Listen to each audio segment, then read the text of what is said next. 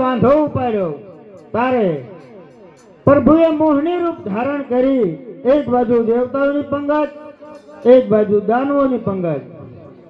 એક જ કૂપમાંથી દેવતાઓને અમૃત પાય અને રાક્ષસોને મેળા પાય. તે એક ક્ષણે મને ખ્યાલ આવ્યો કે અમૃત તો ફક્ત દેવતાઓ જ પીવે છે, દેવતાઓ અમર બની જશે. એટલે સૂર્ય અને ચંદ્રની વચ્ચે દેવનું રૂપ ધારણ કરી અને હું બેસી ગયો. અમૃત પીરસતા પીરસતા જેવો મારો વારો આવ્યો, અમૃત મને પીરસ્યું. જેવું મેં ગળે ઉતાર્યું ત્યાં સૂર્ય અને ચંદ્રએ ચાળી કરી કે રાહુ અમૃત પીજો. જેવું પ્રભુએ તેમનું ચક્ર છોડ્યું તે મારું ધડથી મસ્તક જુદું કર્યું, પણ અમૃત પીવાઈ ગયું. એટલે ધડ અને મસ્તક મારા અમર છે.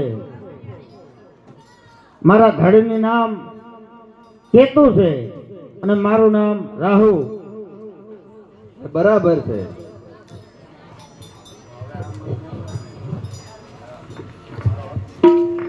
અરે રાહુ, હવે આ 14 રત્ન જે રહ્યા એ પાછા લેવા એ મારો જન્મસિદ્ધ અધિકાર છે.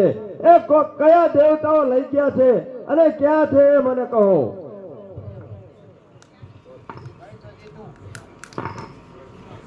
અરે જાલંધર, પહેલા ચડાઈ કરવી જોઈએ તારે ઇન્દ્ર ઉપર, કારણ કે ઇન્દ્ર બધા કરતા સારી વસ્તુ લીધો છે.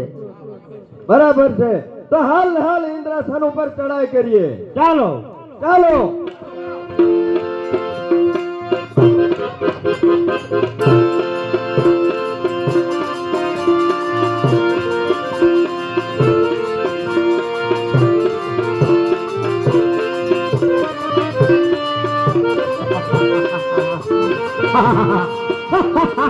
રાહુ